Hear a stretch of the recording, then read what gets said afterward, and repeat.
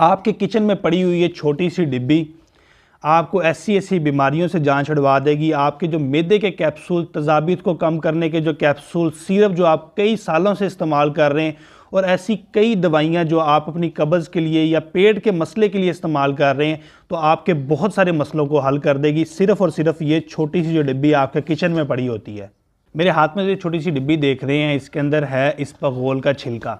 अब इसके फ़ायदे इतने ज़्यादा हैं कि अगर मैं आपको गिनाना शुरू करूं तो ये वीडियो बहुत लंबी हो जाएगी। अब इसके फ़ायदों में सबसे बेहतरीन जो फ़ायदा है वो ये है कि वो मरीज़ जिनको तजाबियत का मसला होता है, मैदे की तजाबियत का मसला होता है, उन लोगों के लिए ये बहुत मुफीद हैं। और ख़ास तौर पे वो लोग जिनको कब्ज़ का मसला रहता है।